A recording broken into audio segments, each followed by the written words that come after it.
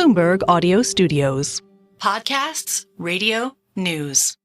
This is Bloomberg Business of Sports. The business of sports can be intimidating or hard for a startup to break into. We really appreciate when our owners are actually there, with us through the journey. Teams, ours especially, have been very intentional to diversify at all levels of the company. I think we're in the golden years for the NFL and college football. Our demographic reach has continued to expand. This is going to be really unlocking the streaming platform for sports fans. Sports valuations are rising. We'll see when they peak. You don't have to be the best in your sport to make a whole ton of money. Bloomberg Business of Sports from Bloomberg Radio.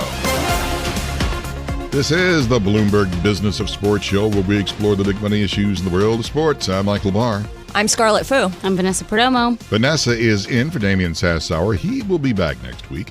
Coming up on the show, we're all about football. And I'm talking about, kick that NFL football.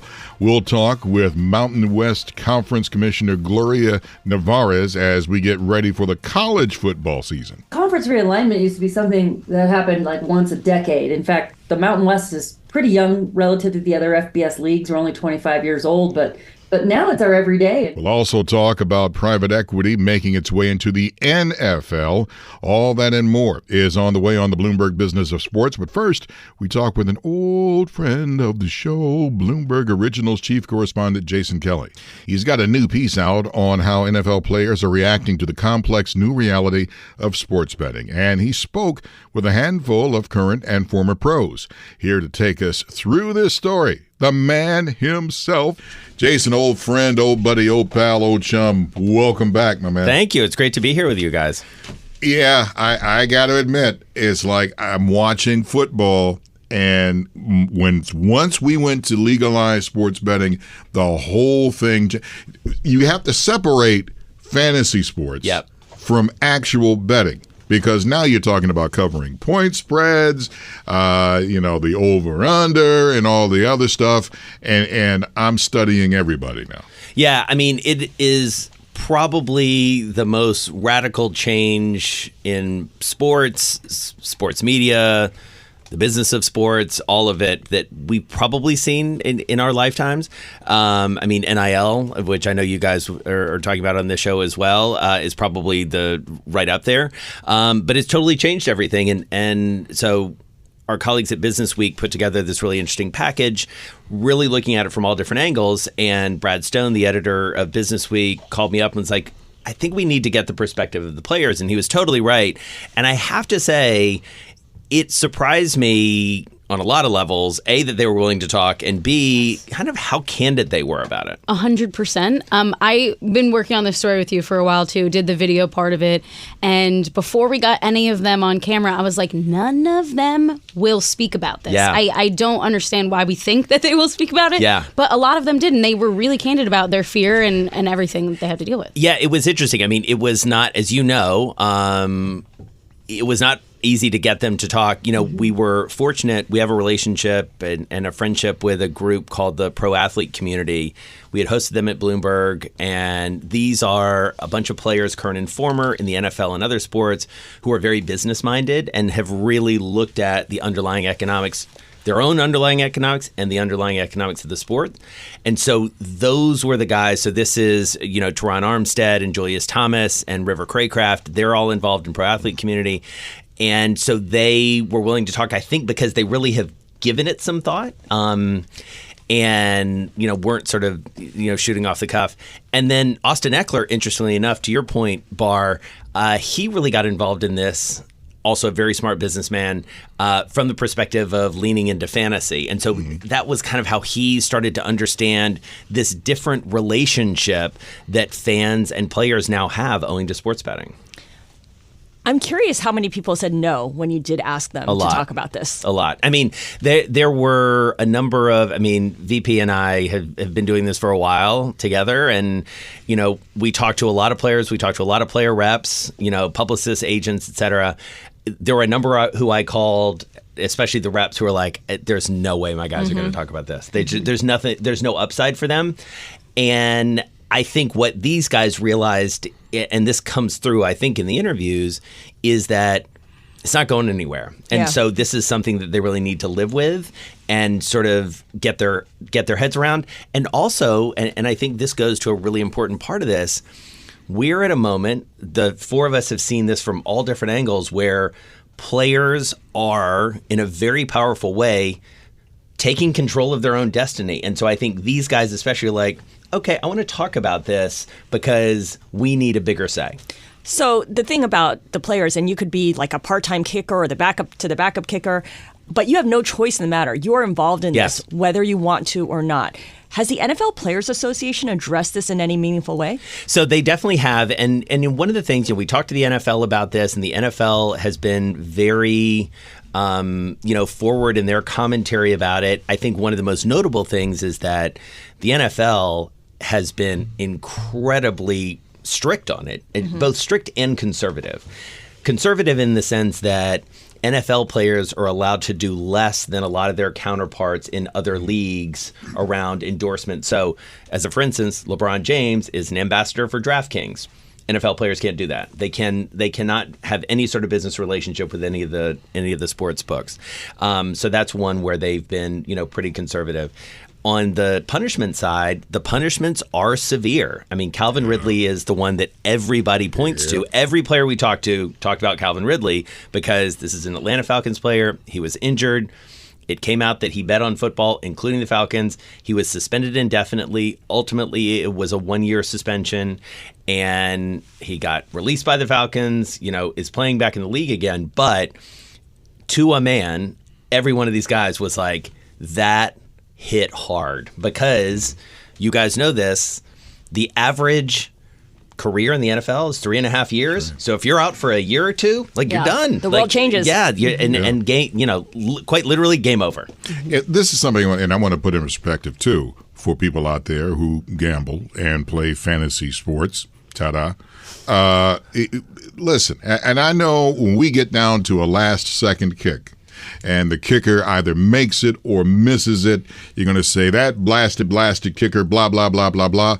No, it's the whole game. Sure. The whole game, and I think Eckler said it the best, Austin Eckler, they feel like pieces of the puzzle. Yes. Yeah, widgets is what he said. Yeah, and that certainly is the case. And one of the things that came through very powerfully, I think, in this is this notion that it's far too easy to forget. These are human beings. I mean, Vanessa, you were a high-level college athlete. You know what it's like to be on the field. You're a person, and it's so easy when you're looking at a screen on your phone to be like, he missed that kick, or he didn't get this many yards, or whatever. Like, what's wrong with him? Right. And I think something that gets lost there, and it's hard to, look at them both, but with college athletes, for me, I look at that and see that what they have to deal with. Those are kids. Yeah. Mm-hmm. Let them, live. I mean, COVID did extend some of them to 24 years old, but right.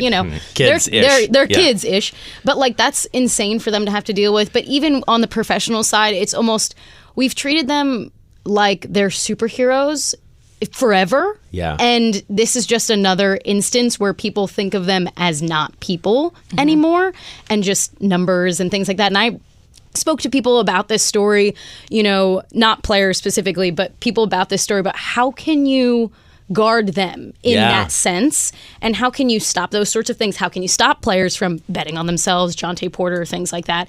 And one of the things that was brought up is maybe that sometime down the line, it's not having prop player bets as much, because then that guards them from all of those sorts of things. I mean, the spread will still be there if a player goes over it, whatever.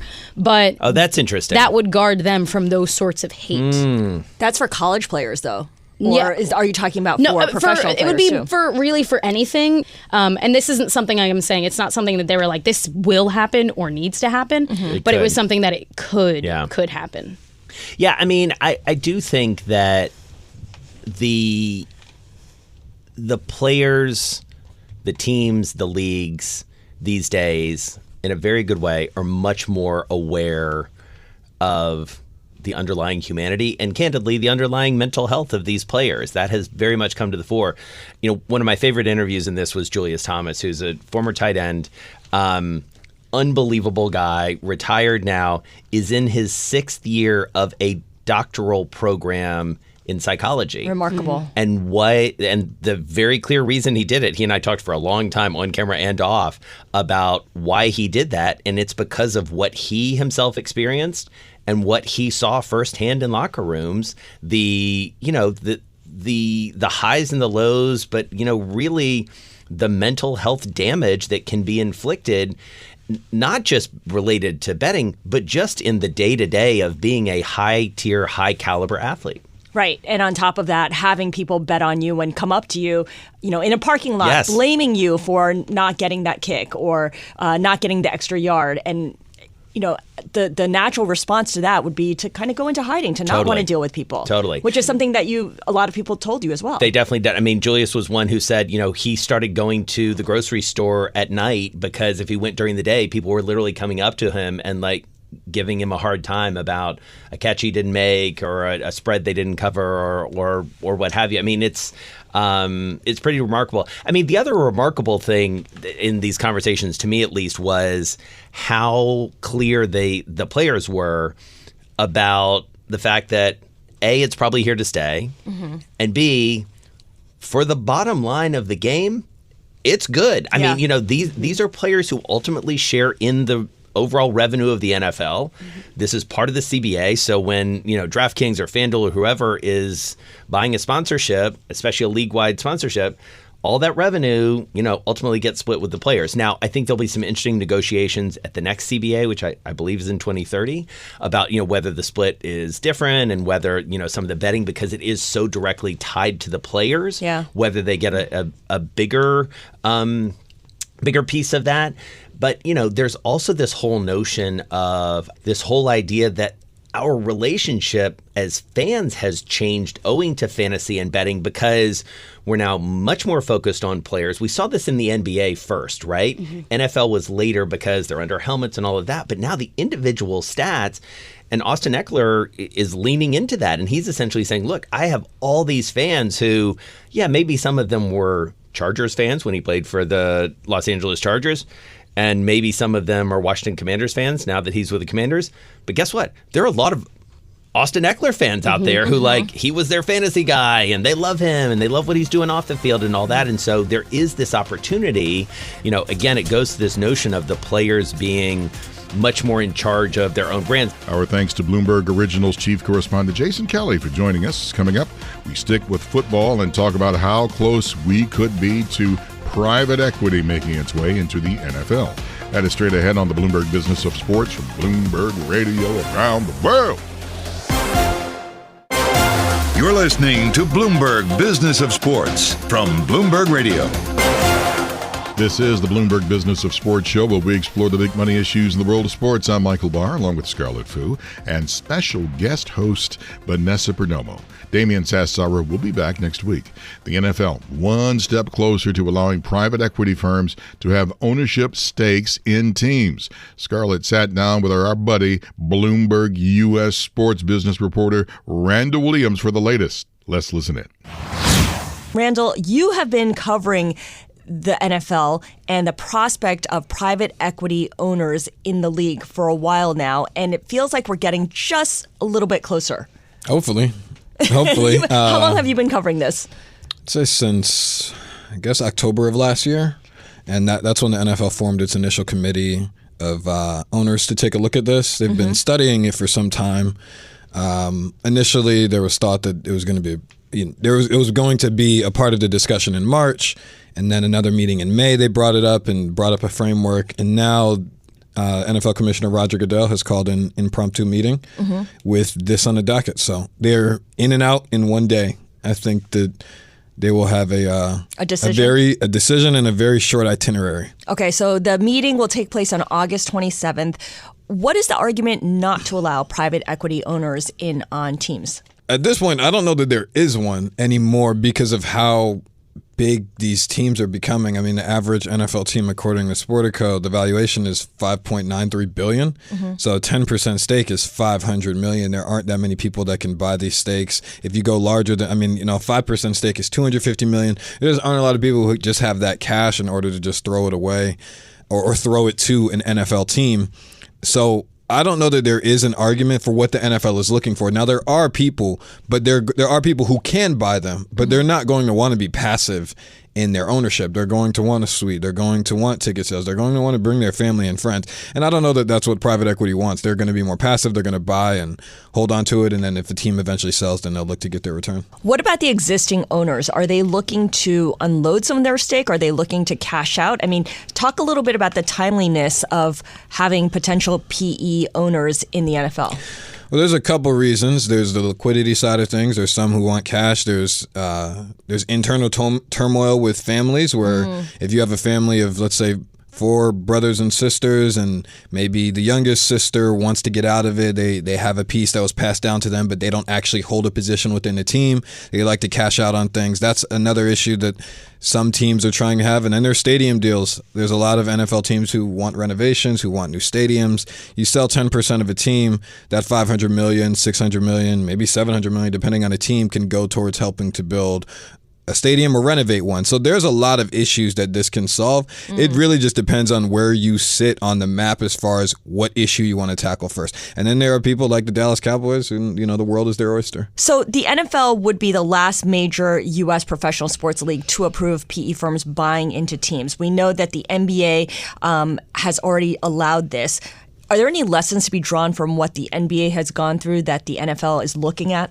I don't know that there are any lessons. I think that they're two completely different leagues. The NBA was definitely the more expansive policy. I don't think that's what will happen with the NFL. They're going to be a little bit more strict, more stingent. These owners are going to be, I'd say, more careful. They don't want to spoil what is the richest sports league in the world. I mean, the NFL's profits just keep rising. Their team valuations keep rising. Even the Cincinnati Bengals, which are I believe the least valuable team, are still worth $4.7 billion, which is more than most NBA teams. So if your least valuable team is worth $4.7 billion, you still want that to continue to rise. I'm sure that valuation has doubled or tripled over the past 10 years. So they just want to be careful around these things, because if you allow too much, if you allow 20, 30, whatever policy you want to throw out there, then you do have a risk of too many institutional investors that may want to get out after a couple of years. So I'm sure that over the course of the last year that this finance committee has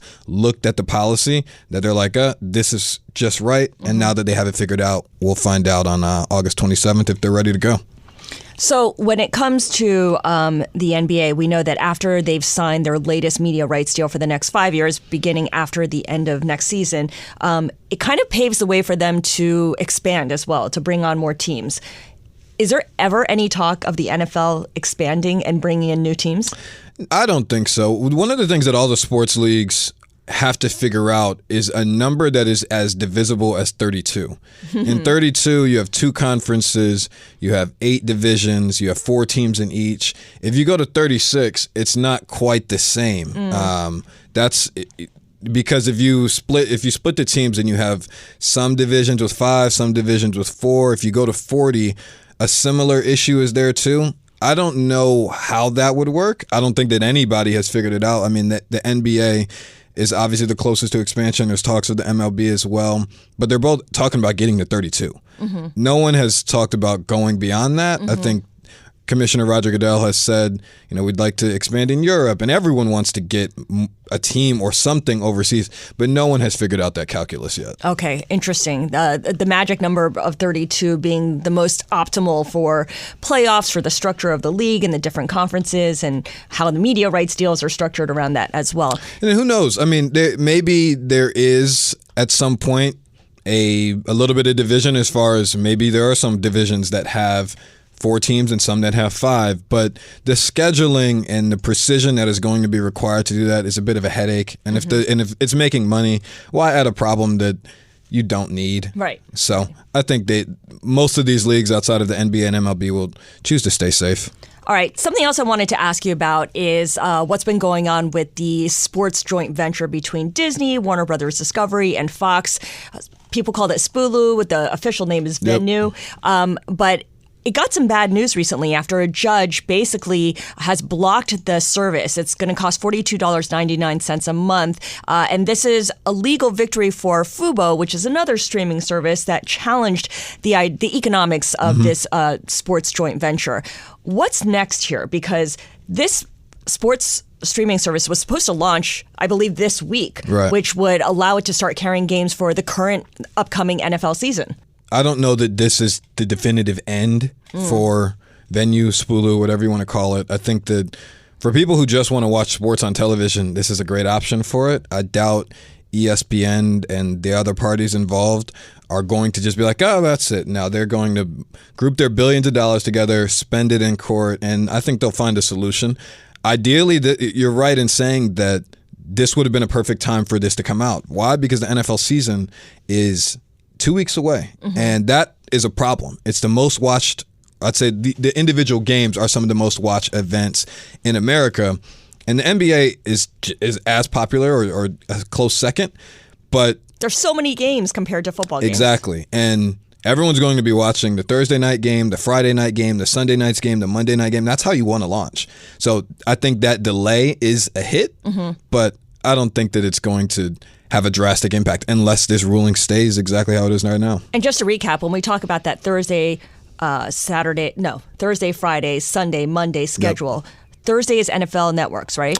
Thursday, well, I'm speaking specifically about the NFL opening weekend. Okay. So there will be Chiefs-Ravens on Thursday, September 5th, Packers-Eagles on Friday, September 6th, and then you have the assortment of games on Sunday, and you have the Monday night game. And then the following week, we'll go back to Amazon on Thursday, the other partners on Sunday, and, of course, ESPN's Monday Night Football on Monday. So this venue sports joint venture had all the games except for CBS's games, essentially. CBS and Amazon, I believe. Amazon, okay, for the regular season, which is, the lion's share of it. What's the latest with the whole DirecTV Monday Night Football or NFL Sunday Ticket. NFL Sunday Ticket, thank you. There's so many days of the week now, it's kind of hard to keep track of which games on what days. But, of course, there was that ruling against it, and the NFL was looking at a huge penalty, but that has now been, they've been given some relief here. Yeah, the NFL's won the day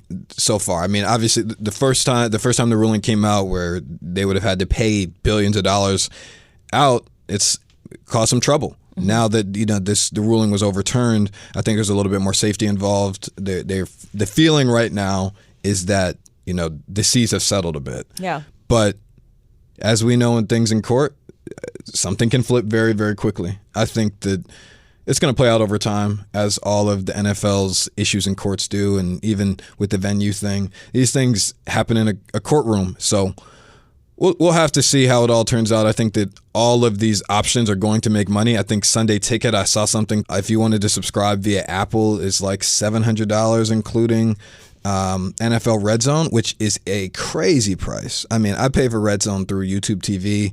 I think it cost me an extra $14 a month. But if Apple, who is not an NFL partner through or having an existing media deal with the NFL, if you're $700 is crazy. That's an investment. Randall Williams, Bloomberg News' U.S. sports business reporter. Thank you so much for joining us. Thank you for having me.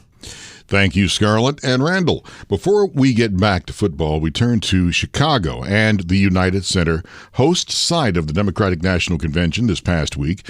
Our colleagues Joe Matthew and Kaylee Lyons were there and got a chance to sit down with Michael Reinsdorf, president of the Chicago Bulls, and Danny Wirtz, CEO of the Chicago Blackhawks, to talk about how they turn the United Center into the home of the convention. Here's a little bit of their conversation, starting with Wirtz saying the arrow is still pointing up for live events, especially sports. I think it seems like every year is bigger than the last year. I think we had a record year for other events outside of our two teams last season.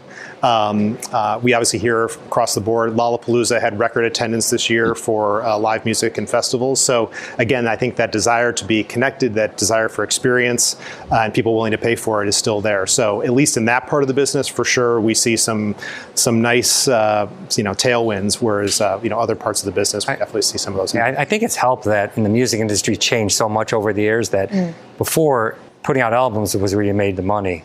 Now it's touring. So now you have all these acts. And so every year it seems like we're getting more and more acts. I mean, how many different concerts did we do last year? I think we're almost 80 different concerts. I mean, it's kind of crazy. And so now we're building this music hall, which is a 6,000 seat venue, and that's going to get some of the smaller acts. And we don't see a softening right now. I mean, and especially in markets like Chicago, which seems to be able to absorb a tremendous amount of live events and entertainment. Sure. Chicago loves its sports. Chicago does love its sports. That's Chicago Bulls president Michael Reinsdorf and Chicago Blackhawks CEO Danny Wirtz earlier this week as part of our special coverage of the DNC in Chicago. They spoke with Balance of Power host Joe Matthew and Kaylee Lyons. Listen to that full conversation now on the Bloomberg Balance of Power podcast. Find that on Apple, Spotify, and all your favorite podcast platforms. Up next on the show, we get ready for college football with Gloria Nevarez, commissioner of the Mountain West Conference. You're listening to the Bloomberg Business of Sports from Bloomberg Radio around the world.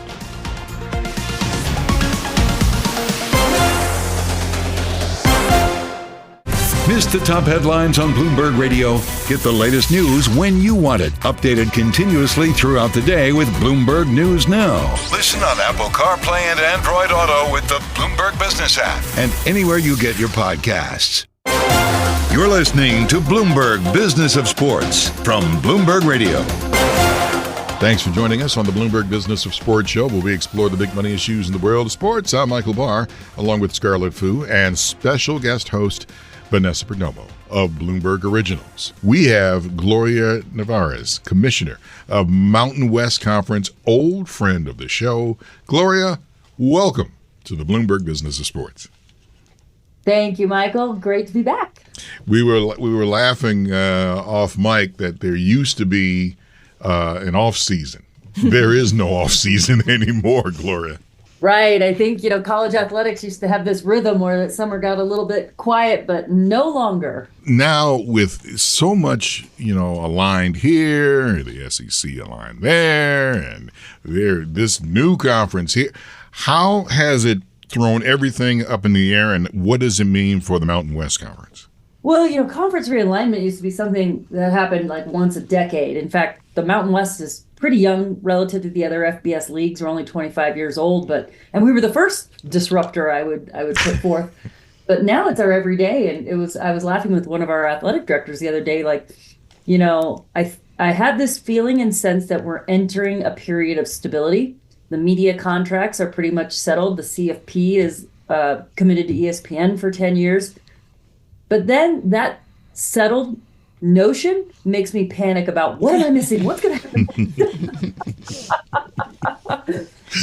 Like you can't be complacent or, sit back for a minute. Just over the past 3-5 years, it just feels like there's always something.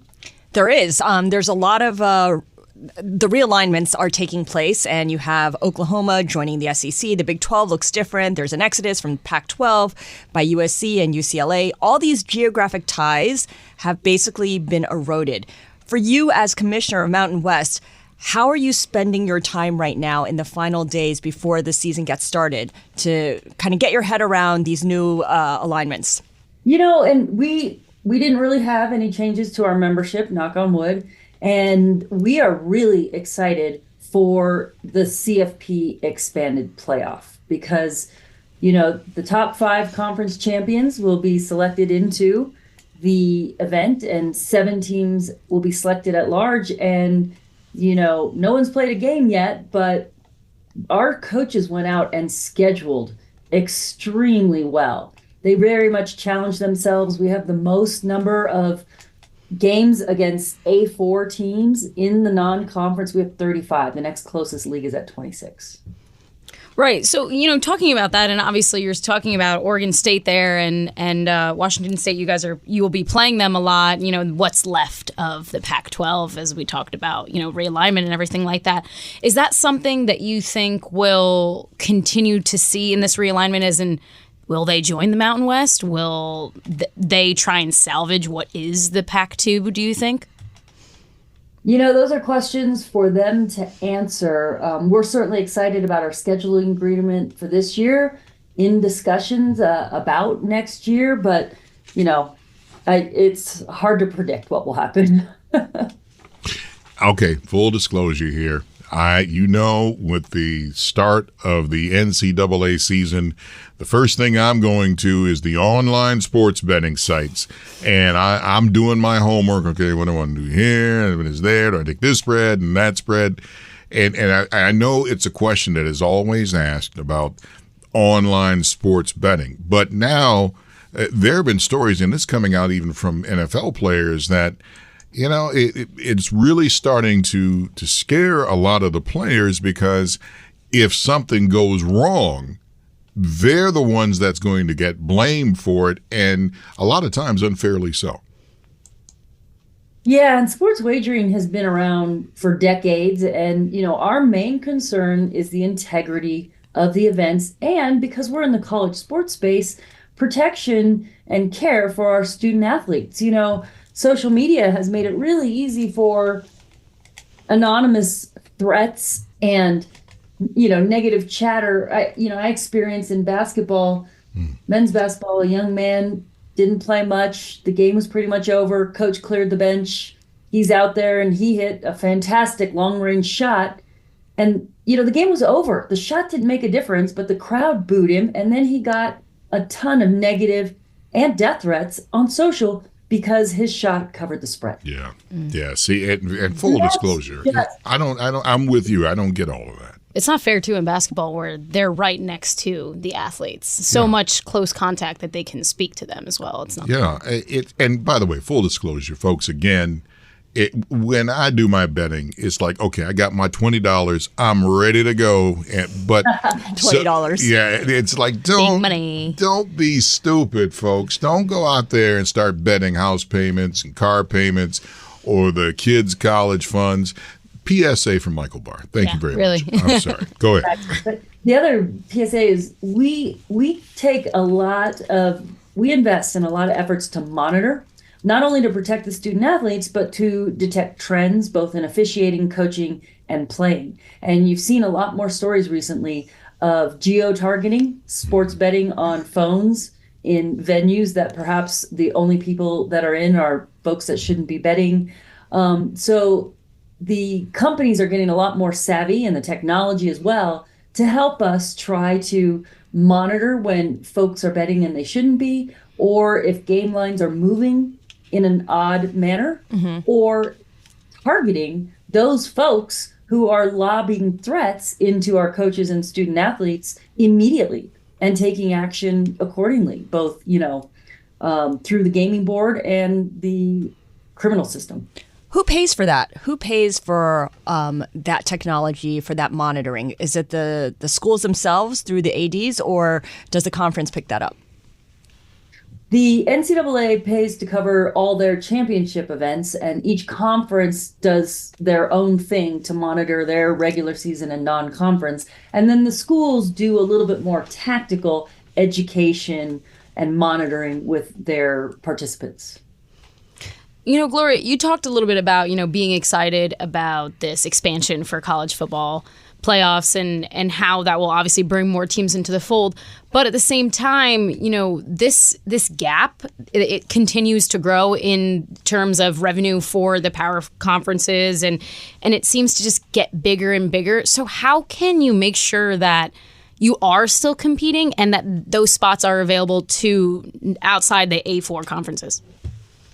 Yeah, and that's been our number one priority among our peer leagues, is in maintaining that access. And there has been a canyon between the us and them for a long time. And we're not trying to be them.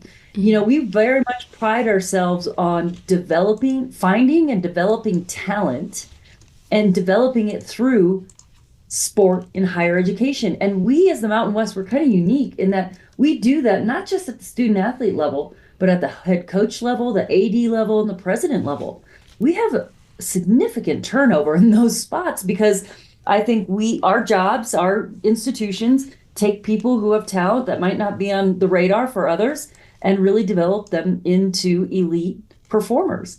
And so, one example I give is that San Diego State basketball team that went to the Final Four. They lost a lot of talent the next year. And you know what? They ended up in the Sweet 16. Like, we just seem to have found our niche in reloading.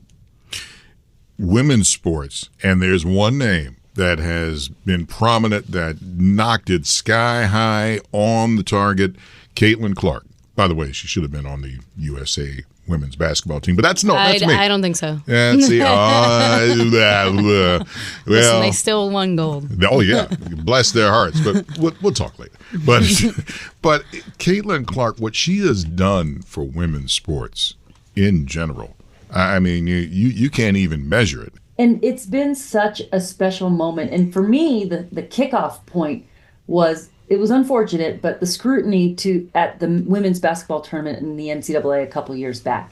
But the response to that, I thought, was, especially in the media, an awakening, a renaissance that really helped us shine a light on this tremendous thing that is women's sports. And certainly Caitlin Clark has taken that mantle and skyrocketed, and it's so fun to watch her play. But the broader effect of, the viewership around volleyball and a lot of other sports is, a lot of us who've been in this industry a long time are just finally, finally, the world is waking up to what a great thing this is.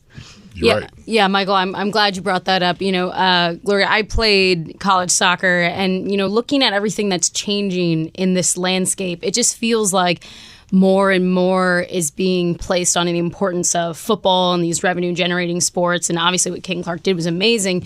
But when we look at those revenue-generating sports and, being on campus with them, I remember looking at what they had and what we didn't have.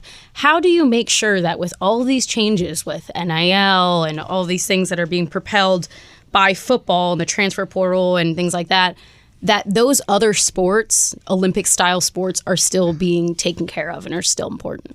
And that's why I love college athletics, because our mission and core value, both at the league and our campuses, are about inclusion and educating and growing young people. And certainly we all acknowledge football drives that engine. It provides the resources.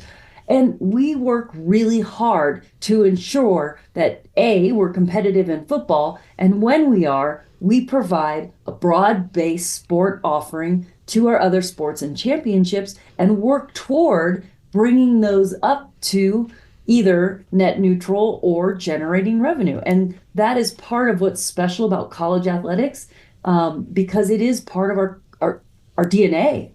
Okay, now, see, I know we got to wrap this up, but see, I can't leave it like this because Vanessa says, no, she shouldn't have been on the team. Here's my thing. Everything is a business.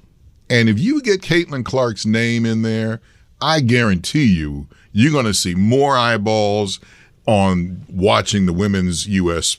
team. Now, that's my side. Vanessa, I know you got your side. We'll leave it at that. I would jump in and say, whether you think she should have been on the team or not, I absolutely love that this is a national topic for debate. Yes. Gloria Nevarez, Commissioner of the Mountain West Conference. Thank you so much, Gloria, for joining us on the Bloomberg Business of Sports. We really do appreciate it. Thank you so much. Appreciate you. Hey, thank you for joining us on the Bloomberg Business of Sports. We're here each and every week at the same time. For my colleagues Scarlet Fu and Vanessa Perdomo, I'm Michael Barr. Tune in again next week for the latest on the stories moving big money in the world of sports. You're listening to Bloomberg Business of Sports from Bloomberg Radio around the world.